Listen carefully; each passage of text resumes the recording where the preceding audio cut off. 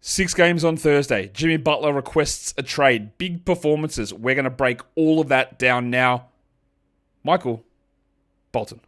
What a fun time we can have. Thanks, Josh. It's Michael Bolton here, and it's time for another episode of the Locked On Fantasy Basketball Podcast. Let's get to it. Let's get to it, indeed. You are Locked On Fantasy, your daily NBA fantasy podcast. Part of the Locked On Podcast Network, your team every day. Hello and welcome to the Locked On Fantasy Basketball Podcast, brought to you by Basketball Monster. My name is Josh Lloyd and I'm the Shadow Man. I sneak and I creep. I'm also the lead fantasy analyst at basketballmonster.com, and you can find me on Blue Sky, joshlloyd.bsky.social, on Twitter at redrock_bball, TikTok redrock_bball, Instagram Locked On Fantasy Basketball. Today's episode is brought to you by FanDuel. The NFL playoffs are almost here, but you can still cash in on the NFL regular season. New customers can get $250 in bonus bets if you win your first $5 bet. Just go to FanDuel.com to get started. Also, go to LockedOnDaily.com and find the best NBA newsletter for your favorite team. You might want to sign up to the Locked On Heat newsletter. They might have a few little things to say over there, I'm guessing. You can also double bang over here. That would be great. Hit the thumber, hit the banger, hit the all that stuff. That's all we want to hear. 6 games in the NBA today. We're going to cover all those games in the usual, or maybe less, or maybe more level of detail. It is drinking straw day. So if you're a big fan of drinking straws, is it the plastic ones? Surely you're not a murderer like that. Maybe it's the paper ones. Maybe you're a big reusable glass or aluminium legend. Just salute your friendly neighborhood top drawer legend straw. It's a good time. Should we get into just covering off a little bit of news that we want to catch up on? We probably should do that. Tyrese Haliburton, who's been questionable game time decisions the last few games, is now doubtful. Yeah, that's terrible. I've leveled a degree of skepticism about what the hell is going on here. And I said I think we can drop him about 3 to 4 days ago. We're done. Like, what are we doing now? I don't know if it's going to go the direction of last season. By the way, Eason played, I think, 82 games as a rookie. I don't know if this is going the same direction as where things went last season, but the pattern of the reporting it's a very similar direction. And Eason's not like he's a 30-minute starter. He needs like certain things to go his way to get to this really strong value that we know that he can get there. But like, how are we getting to that stuff? We're not. So get that garbage out of here. Yeah. PJ Washington had a knee sprain, left the last game, and now he's questionable. That seems fishy. So we'll just keep an eye on that. And both Jeremy Sohan and Bilal Coulibaly, European legends, both of those guys left their last game. They are ruled out for Friday. Sohan with a back, Coulibaly with an illness. I just wanted to cover off and just make sure we got on top of those things. What about some waiver wire trends? Should we take a quick peek at what's been going on across you blokes' waiver wires? The most added player on waiver wires, this is a 48-hour reporting period, is Gershon Yabusele. That was largely, I'm guessing, the Sixers back-to-back, plus Embiid sat one of those games. Totally okay, not a long-term thing. Spencer Dinwiddie and Dylan Brooks, 2 guys that Brooks has been better and Dinwiddie was poor in the last game. But I actually think we just add these guys and we just ride it. Until something changes, we just keep going with these guys. And I can't believe I'm saying it. I think you look at Dylan Brooks as more than just a stream guy. That will hurt. I know it will. Asad Thompson, because of the news on Jaden Ivey, which I'll talk about in a sec. Asad Thompson is being added everywhere. I think Leaky Beasley is also the option. We just don't know which way John Blair Bickerstaff is going to go. But Asar is worth having a look at. And like I said on the preview show today, 5 games, 7 nights, the Pistons, the only team that's got that. So if you are taking a flyer on someone, this is the chance because they've got just bulk games. Keon Johnson's been added, and interestingly, he keeps starting. It is a differing scenario for the Nets because Thomas sat one game, Simmons sat the other one. I don't think Johnson's got the long-term value, but there you go. And then Tamani Kamara is the other one there who provides some out-of-position rebounds, some steals, but obviously just not an exciting option for us at all. On the most dropped side, number 1, unfortunately, which makes a ton of sense, is Jaden Ivey. He has been dropped in a lot of leagues because we got the news that he does have a fracture in the fibula. Now, a couple of things to talk about with this. Talked about it with Kingy on the mailbag earlier today. Breaking a fibula is better than breaking the tibia. Right? That's just that part of it. It is the less important, they're all important, but the less important bone in your leg. it doesn't appear like there was any additional dislocations or ligament damages, or I don't know about this, but it doesn't appear to have been a compound fracture either. So that's good news. There was a report that maybe he'd return for the end of the regular season. I don't care. I do care for Ivy's sake. It's great that it sounds like that, but let's be fair from a fantasy perspective. Unless you've just got unlimited IL slots and you don't need them, if he does come back this season, Jaden Ivey, the fantasy season is going to be done and dusted. Maybe he makes a surprise return in April. Maybe. The fantasy season is done and dusted. And Ivy has already been on the fringes of being droppable anyway. So it's just not worth it. Move on. He's not going to be coming back in 2 weeks. Just drop him. And we hope that it's a full recovery. And it looks like it's the best case scenario for a break. Second and third most dropped players, Derek Jones and Chris Dunn. They played today in a game without James Harden. So a little weird that they are on that list. But I guess that's largely due to them not being that good. TJ McConnell dropped, Al Horford dropped, and Scottie Pippen Jr. dropped. Horford, McConnell, they're fun. They're just streaming guys, and McConnell's a clear droppable player.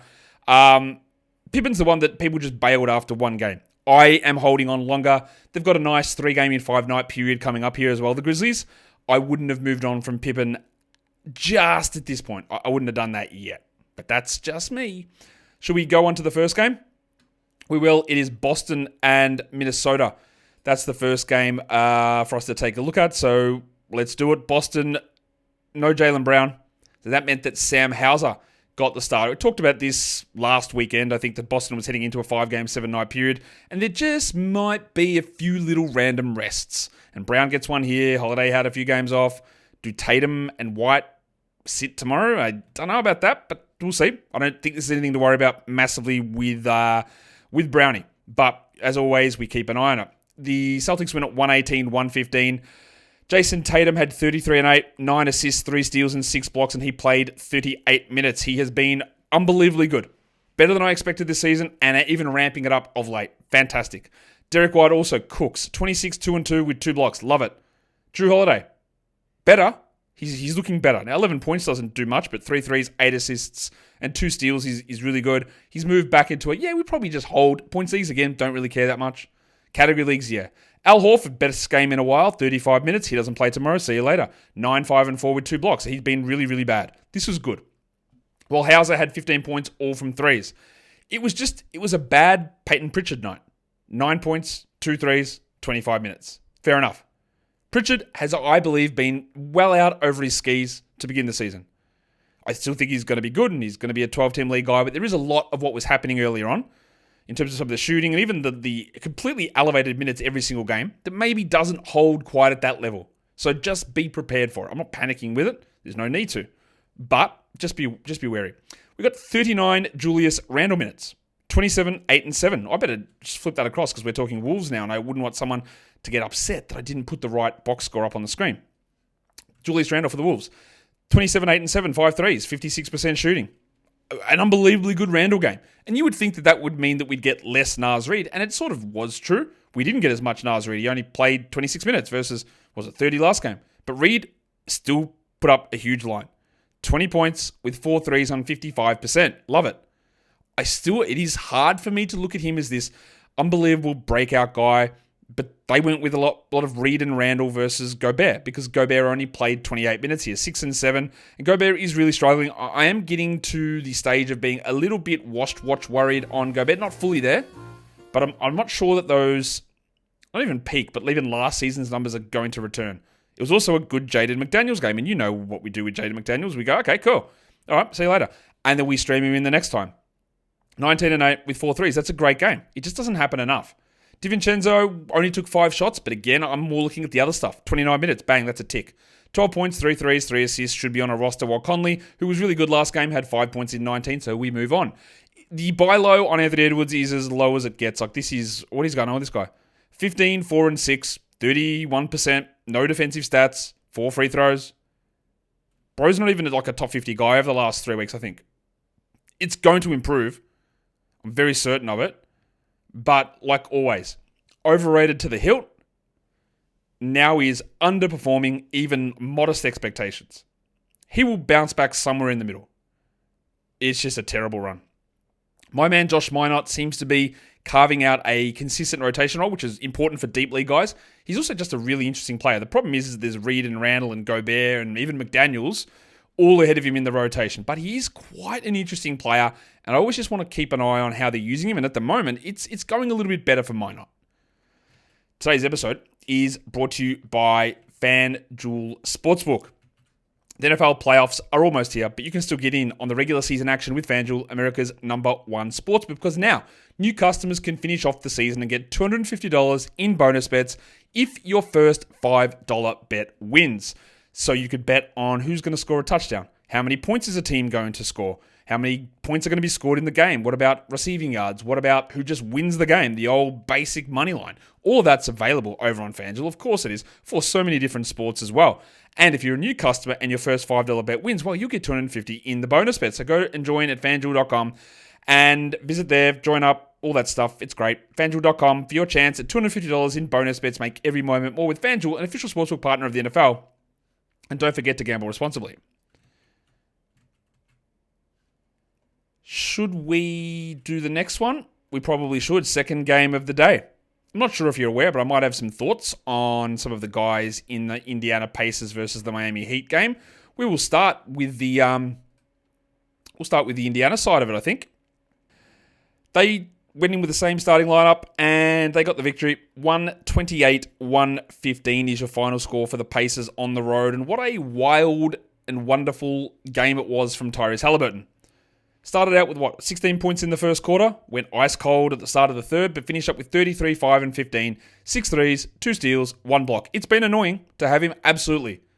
But recently, it's been way more better than it's been bad. And that's impressive. It's important. Miles Turner, 35 minutes, 21 and 5, 2 blocks, 2 threes. Another strong game from him. Ben Shepherd free throw watch? 0. We're still going. He had 3 steals in this one, Shepherd, but only a deep league guy. And it was another, subpar Andy Nembhard game. He was doing his best Satan impression with 6.6 rebounds and 6 assists. He added a steal. The assists are nice. I am still holding in 12s, but again, he is settling into his role, which isn't as a star or a leader or anything like that. He's just a guy. Ben Mathurin was good last game, and that meant that he was bad here. 12, 2, and 1, no defensive stats, 42% shooting. I think the decision to drop him is 100% correct. And if you haven't jacked him off just yet, well, do yourselves a favor and move on from Ben Mathurin. Siakam was all right, while Jarris Walker had 12 points. 3 threes and a steal. That is deeper league stuff. And Obi Toppin is back again to being Obi Toppin. 12 and 6 for him in the 20 minutes. They did something a little bit different. The first subs they brought in this game, which they don't do normally, was Toppin and Bryant together. Didn't last, of course, but that is what they did. And I don't really think there's a lot more to talk about on the Indiana side, but that's okay, because the other side of this game, there's probably a little bit more that we can discuss. The Miami Heat, they were able to go with the same starting lineup, and there's some actually good things to talk about here and some bad things, but they got their ass kicked. Don't be like shocked or don't be fooled by the 13-point margin. They were getting cooked, and it was a bunch of reserves, or yeah, sort of reserves. They're able to get them back in. Shall we talk about the elephant in the room? Should we talk about the coffee-drinking, green-haired legend that is Jimmy Butler?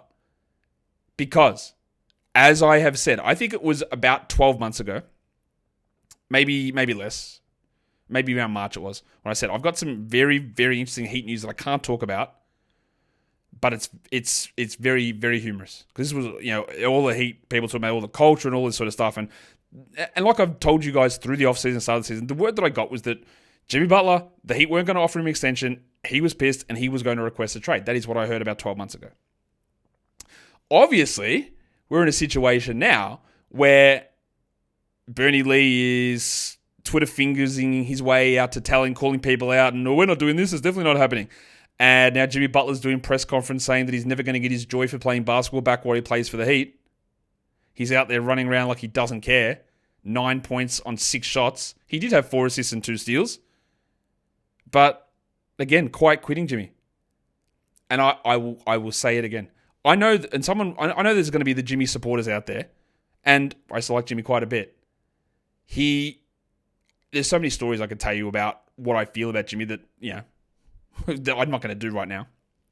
But there's so many stars, they force their way out all the time. True, that does happen. That does happen pretty often. Not like this, but how many times can this man do this? That is the thing. And like I will always say, and I've always butchered this phrase, but I think I've got the right wording of it. If you run into an arsehole in the morning, that means you just ran into an arsehole. If every person you run into during the day is an arsehole, well, you're the arsehole.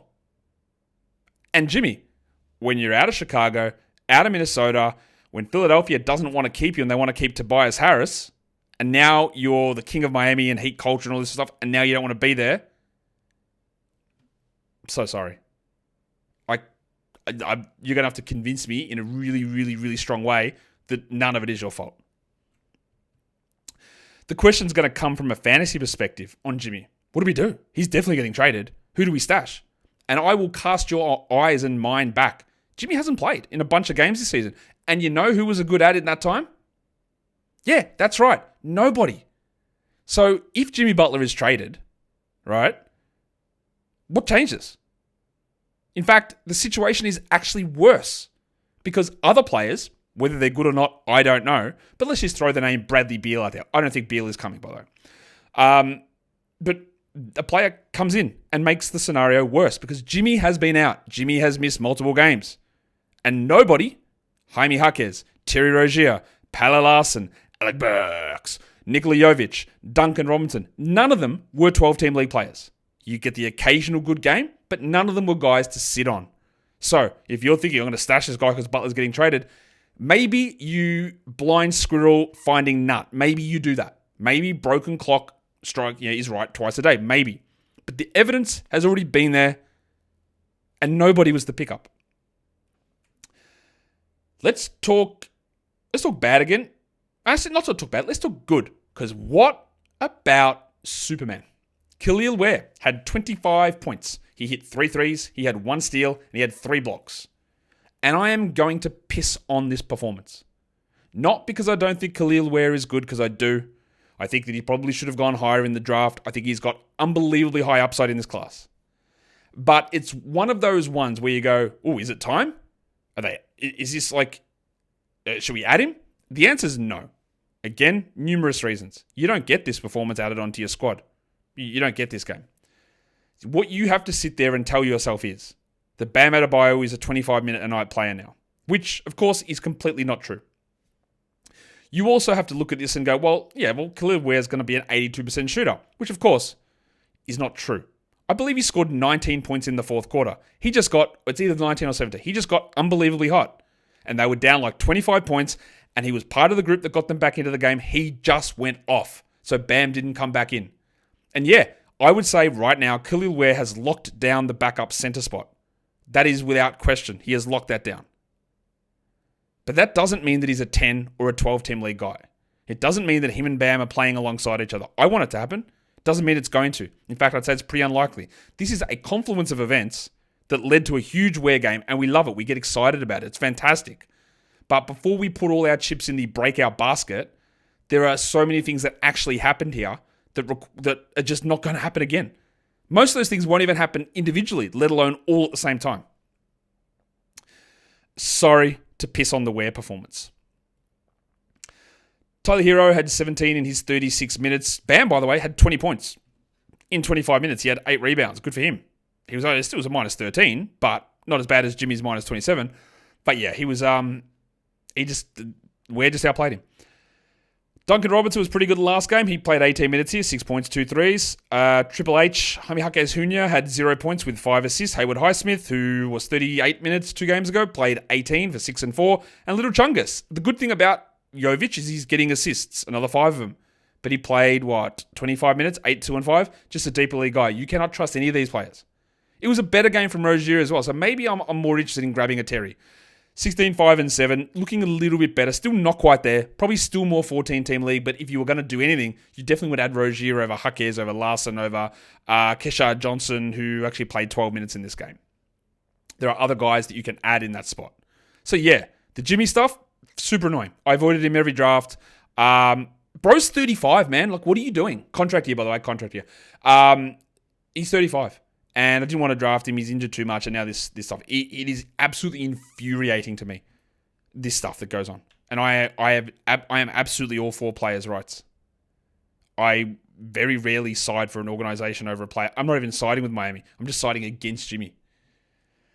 So I'm sure he does not care what I think about it at all. Good for him.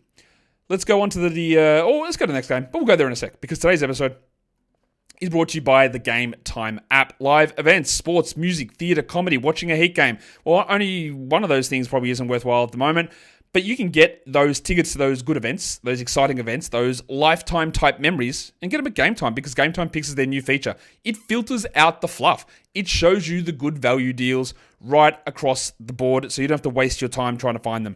And when you get in there, you can see the views from your seat. When you get in there, they've got all the protections. When you get in there, you can see the all-in pricing. So the price that you get shown is the price that you pay, not one with additional fees added on at the end. Game Time is just covering every single baseball term. They are hitting every single shot, basketball term, and they are just getting touchdowns every time they get out there, football term, in order to get you the best deal available. So take the guesswork out of buying tickets with Game Time. Download the Game Time app, create an account, and use the code LOCKEDONNBA for $20 off your first purchase. Terms apply. Again, create the account, use the code LOCKEDONNBA for $20 off. Download Game Time today. What time is it? Game time. I realize I might have been a bit harsh on Jimmy in that, but I actually don't think I am because, again, it's all sort of there. We've seen all this stuff multiple times. Yeah. The way that guy has been able to maintain this aura, kids, I know the words, using his aura of this playoff Jimmy and this and this and this, it's just bullshit. Anyway, I'm not talking about the Heat for the rest of the day unless Jimmy gets traded by the end of this show. And you know what? I'm not going to rule that out either. Let's talk about the Clippers and the Thunder. That is the next game for us to dig our eyes into. That sounds really violent. The Thunder won it easy, 116-98. You'll be shocked to know. You probably won't be. James Harden did not play in this game. What do they call it? Groin tightness, I believe, was the injury designation for Jimmy. And they just really had no shot there. But the good news is the next game is Saturday, and Kawhi might be back. That is allegedly the target for Kawhi Leonard to return. That game on Saturday could also be a return for Terrence Mann also. So the Clippers might be changing a lot. So the things that we talk about in this game, they might not have any relevance whatsoever. Amir Coffey started with Harden out. Great. 26 points, 6 threes, 2 assists, 1 steal. 35 minutes, 71% shooting. It's the biggest disregard I've ever seen. Don't care. Harden and Kawhi and Mann literally almost might play in the next game. Mo Bamba had 12 and 8 in 16 minutes. It was a blowout. Zubats allegedly was sort of injured before this game as well. And Tyler was like, I wasn't sure he was going to play. I'm not really sure exactly what was the problem. But he had 11 and 9. I know he had like a calf issue, I think it was a few days ago. Maybe it's that. Norman Powell. Yeah. Sell high. The sell high, I apologize if you have Norman Powell on your team, but the sell high slump, I've never seen someone get turkey slapped by a sell high slump like this. 9% he shot. 6-1-2. No steals, no blocks. It's pretty rough, isn't it? Over his last 5 games, he's outside the top 100. Regression just hits, guys. It just does. And you had the chance to sell him, and now you cannot. You cannot get any top 50 value for Norman Powell now, I don't think. Kawhi back next game. On the back of this, you're done. You're done. You got good value out of it. Unbelievable. And again, I love Norm Powell. I love the value I drafted him. All right, I had him as a very, very high-end sleeper, but not this level. But this is not to say he's going to be a 9% shooter, obviously, or even a bad shooter. But your window's dead. It's over. Derek Jones had 6 points. Great. Kevin Porter, 11 and 3. And this is how bad Kevin Porter is. James Harden doesn't play. He plays 24 minutes. He is bad at field goals, bad at free throws, and still doesn't put up numbers. He is still being rostered in some leagues, Kevin Porter. I don't really know why. 28 minutes for Chrissy Dunn, 8, 2, and 5. That's useful. And my man, Jordan Miller, I just wish he would play more.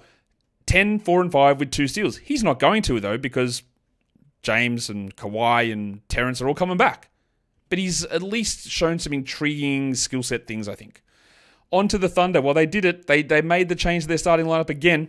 And Cason Wallace went from playing 30 minutes to playing 17. Of course he did. Just when I thought it was safe to say, maybe we're looking at him, we're not. 9 points and 2 steals. He's back to being a steals guy. They started Aaron Wiggins, who had 9, 4, and 2. AJ Mitchell had 11 points. Lou Dort had 9 with 3 threes and 2 steals. And all of these guys, Mitchell for deeper leagues, but your Wallaces and your Dorts, they're streamers. Isaiah Joe's a bit out of favor as well. He had 3 threes, but that's all these guys are. You can't put any faith in the minutes of those players. You can have faith in Shea, who was great again, 28 and 8 assists with 2 steals on 9 of 9 from the line, while Hartenstein 11, 9 and 6 with 2 blocks. Another great game. And the Bronco. Did we get defensive stats? Yes. 2 steals and a block. 18, 3 and 4. Much, much better game. But this game was, again, in hand so early, so easily that they didn't have to extend themselves. So they didn't. And that's the benefit of being an awesomely good team. Shout out to the Knicks.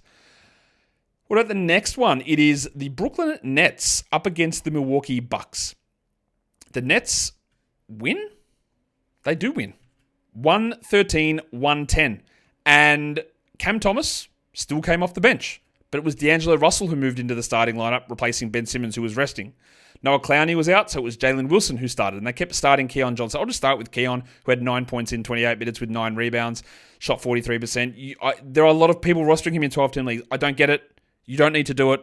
Absolutely move on. I don't know why he's being rostered even in 14-teamers. The bad thing here for the Nets is that they won in terms of their tank, and then D'Angelo Russell and Cam Johnson both got injured very late. Johnson on basically the last play of the game with an ankle sprain. He played 39 minutes. He had 26 and 5 with 6 dribbles. No other stats, but hopefully he's okay. And I don't think D'Lo's one is serious. It looked like he was suffering from cramps. He got carried to the locker room, never returned. He had 11, 3 and 12 with 2 steals and shot poorly, which is not a shock. Him and Cam Thomas, again, it is going to be absolutely brutal watching these guys. Thomas had 24 and 7. He shot 36%. I think he had 8 first half minutes as well and played a lot more in the second. He's going to take 1,000,000 shots. He's going to miss 1,000,000 shots. D'Lo's going to try and get as many shots to miss as well. It is going to be bad, and that is what they want. So, yeah, overall, all that stuff. D'Lo clearly must roster. Cam Thomas, yep, great. Johnson, we watch it. And second good game from Nick Claxton. Yesterday, I poo-pooed the idea that Claxton had been unlocked by Russell. That's 2 games in a row. Mainly what I was trying to say is that it's not that it's guaranteed that that's what happened. It might be, it might not. I just don't think one game is enough to suggest that that's the switch that's flipped. But that's 2 good ones in a row. And maybe he's just a little bit more engaged. Maybe the ball's getting to him in better spots. I'm still not ready to say that Claxton's back, but it is very, very good signs. The other guy that returned was Zaire Williams. 18 or 19 minutes, actually. 8 and 6 with 2 threes and a block. I think there is a chance he's going to have 12-team value at some point. That point is not now. And if you're in deeper leagues, you can consider him. But I don't think it's going to be a long term. He's too inconsistent. The role is not as clear there. I wouldn't look. Maybe if Cam Johnson's out, we take a short-term stream, but I'm not that interested in it at this point. Jalen Wilson played 37 minutes with Clowney out, 13 and 4 with 2 steals. Pretty good. But overall, we're still talking deep league stuff for those guys. The thing that we wanted to watch on the Milwaukee Bucks was, what's Bobby Portis going to do? Well, 28 minutes again. So is this the thing now, Glenn? Because we had 28 minutes of Bob Portis and 23 of Brook Lopez. That's 2 games in a row. Of course, they lost, but is that what we're doing now? Portis had 15 and 8 with a block and 3 threes. Putting Bobby Portis and Giannis together, I don't know. That's the great idea for all those minutes, but for the 20th time this season, is Brook done? I don't think so, but he has all these lulls. It's happened multiple times. Lopez had 7 and 3 with a block. I'm not dropping him, but if we end up doing it, I don't think it'll end up being wrong. Giannis had 27, 13 and 7 with 3 blocks, and Lillard had 23, 3 and 7. Good numbers there. Not as good from Middleton, who had only 24 minutes for 12 and 3. He'd been playing better prior to this, but overall, it's just a lot of the same stuff. Andre Jackson ejected. Ryan Rollins replaced him in the starting lineup. Prince didn't do anything. Trent didn't do anything. Big Boom AJ Green was out of this one. We got 7 Marjon Beauchamp minutes. Overall, just a lot of the same stuff from the Bucks. The interesting thing was the Bobby Portis thing, and I don't think there's really much that we necessarily take out of that. All right, let's do the next one. We're talking about the Philadelphia 76ers going and taking on the Golden State Warriors. Well, they didn't really take them on because they got cooked. 139-105 Golden State wins. Joel Embiid returned. That meant that Gershon Yabusele moved to the bench because for some reason, self-branded hat legend Nick Nurse thinks that Kyle Lowry should start. Speaking of self-branded hats, I tried to buy a Nick Nurse hat that don't ship to Australia. And I'm not about to go through the whole, because I've got a shipping box over in the States where I can get stuff shipped and it gets sent. I'm not going to do that for a Nick Nurse hat, which costs $65 or something. So, Nick Nurse, if you're watching, can you send me a hat?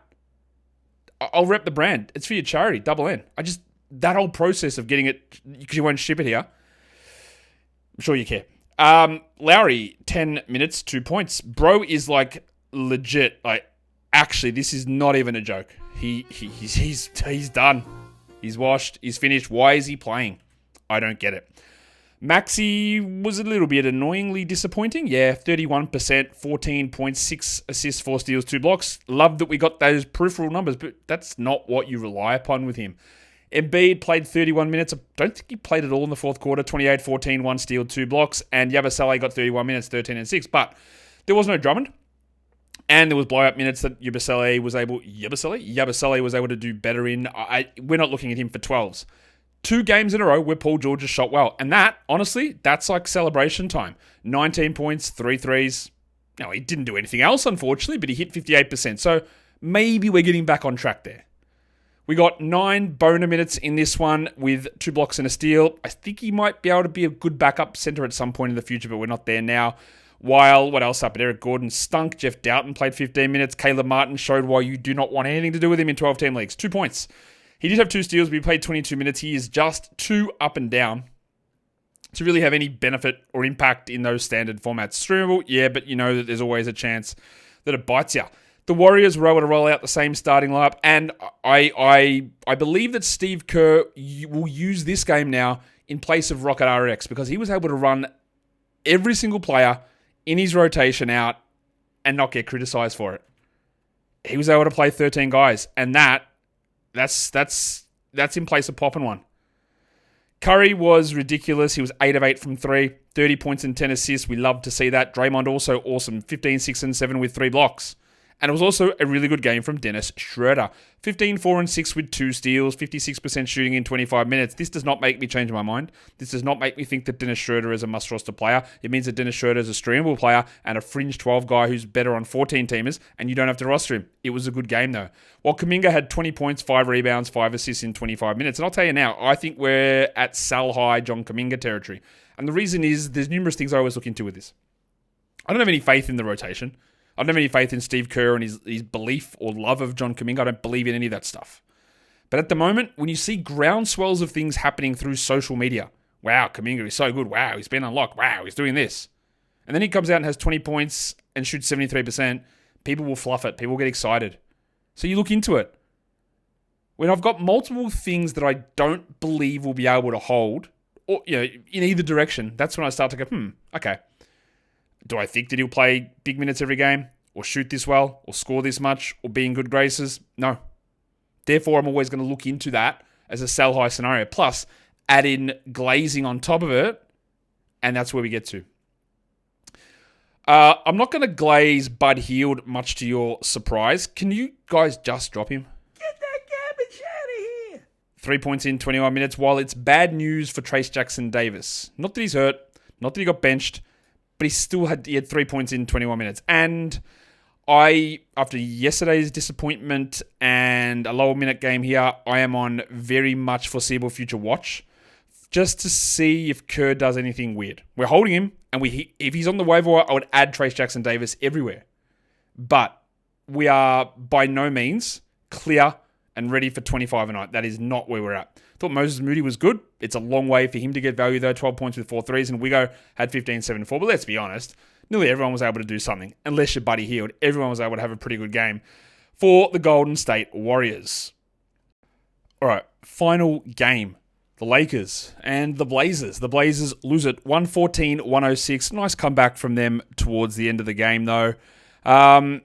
Same lineup that they're usually rocking out there. Portland, as we saw some interesting things in terms of in-game changes to their rotation, which we'll talk about in a sec. Actually, we'll just talk about it now because DeAndre Ayton played only 21 minutes. The Snowman, 6 and 6.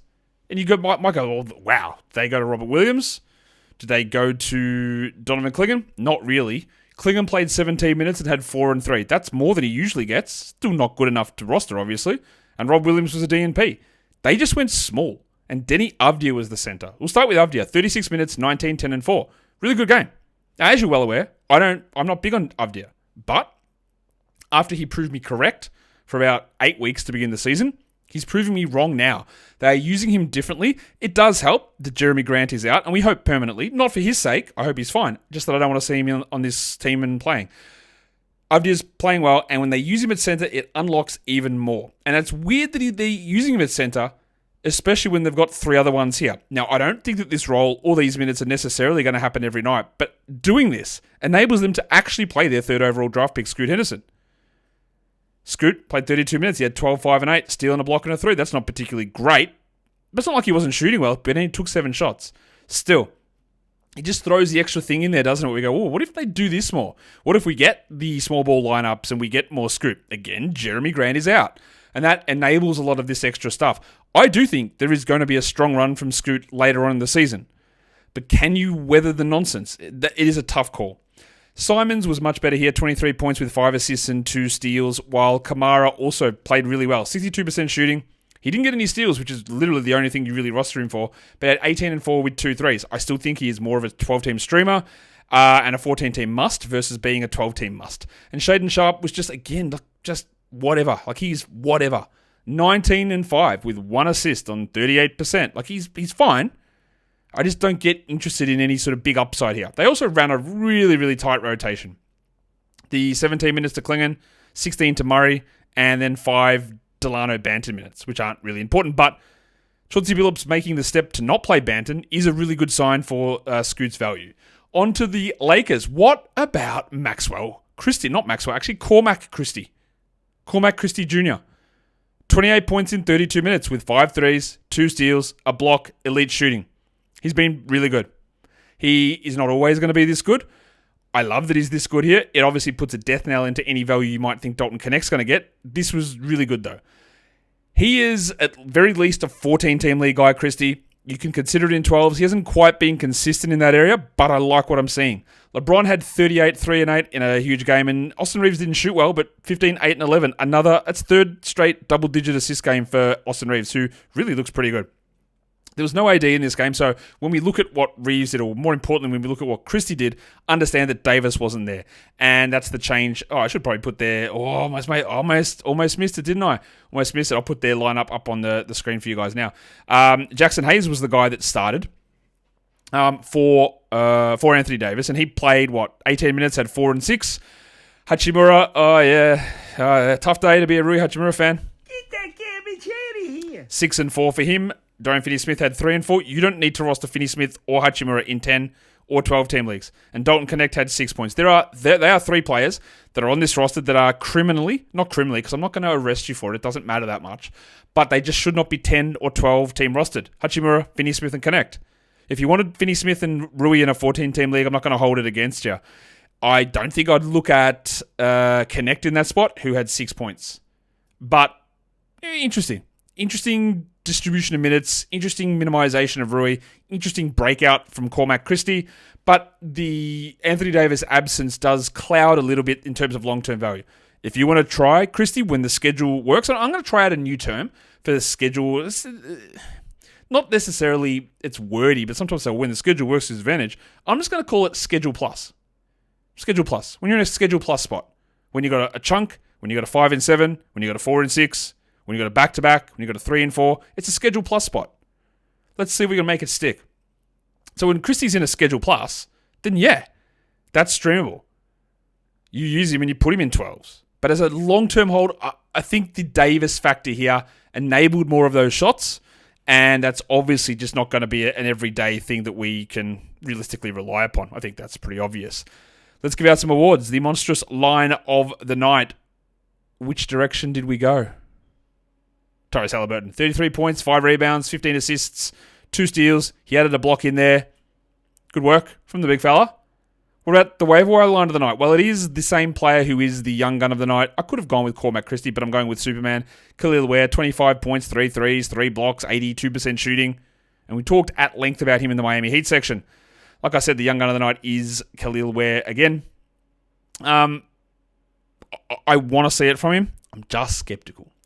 Your dud of the night is, it's not a surprise to be sure. it's pretty obvious that Norman Powell with 6 points on 9% shooting is your dud of the night. You don't drop him. You don't do anything stupid. I had actually someone ask me whether they should drop Norman Powell the other day. Because, maybe to grab Asar Thompson. And no, you don't view Norman Powell that way. But yeah, that was a dud. Very, very clearly. Let's go ahead and do the top 6 players. Who were the top 6s across the different areas of this, league, fantasy. Yeah, I think that's right. I'm sort of losing my brain at the moment. Apologies for that, brain.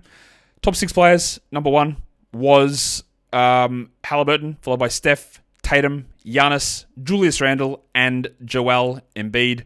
Your top 6 waiver wire players, like I said, Kel'el Ware up the top, Max Christie there as well, Amir Coffey, Jaden McDaniels, streamable for Jaden. I talked about Christie just at length there, where we hope, but probably no way. Tamani Kamara's in number 5, he's a stream guy, and then Kashad Johnson, who played all of the fourth quarter for the Heat. We watch him, he's an interesting player, but probably nothing to care about too much.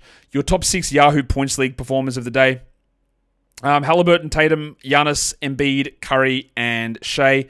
And lastly, it is ESPN points top 6 of the day. Haliburton, Curry, Tatum, LeBron, Giannis, and Shea Gilgeous-Alexander. We only had a couple of guys leave the game early due to injuries today, and they were both in Brooklyn, and they were both right at the end.